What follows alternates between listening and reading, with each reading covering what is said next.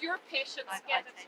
And I need to go home and go on a diet after all the food I got on the clients yesterday, because the public and patients have just looked after you the way we look after them. Well, I listened carefully to Steve Bartley yesterday, and instead of grabbing the olive branch that we've extended, he's looking for further excuses to try and justify his position. That's how I see that. Instead of actually doing the right and decent thing by the fantastic nurses that we see standing behind me this morning, this is getting more and more concerning every single day.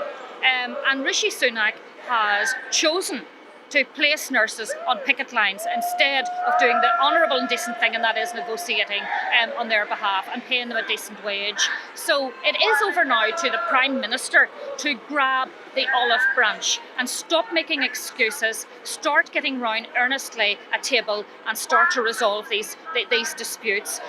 It's in his hands now to stop the strikes that are planned for the beginning of February. I have said it is disrespectful of this Prime Minister to talk about nurses instead of talking with them around a table. I'm not going to do that. I want to find myself at a negotiating table, not somewhere on my own, but with government, and let's sit down. I will lay out my stall for nursing staff.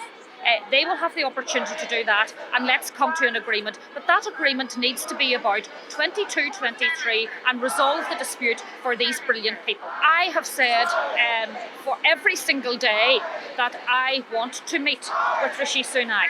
That's an obligation he has, and it is absolutely something I will do any time of the day or night. It will end when this government does the decent thing for the nursing staff that they have pushed out onto picket lines, and give them a decent wage and allow them back in to look after their patients, because that's what they want to do. I will never do anything to weaken the position of the profession, nursing staff, because if you do, you weaken patients. That's not what I have done. What I have said is, in any negotiations, there has to be compromise. I have said to them, look, let's meet us halfway, get to a table, and let's start to earnestly and respectfully start to negotiate and resolve this crisis that we find ourselves in. Every nurse that I spoke to was deeply disappointed, and they seen this as just another move to turn their back on the fantastic nursing staff that have kept us all going through a very, very incredible period, which was the pandemic.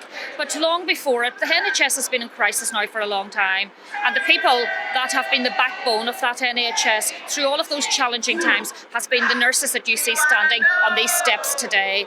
So it is disdainful, and pushing them through anti-strike legislation has been another disdainful move. Less clapping, more say staffing.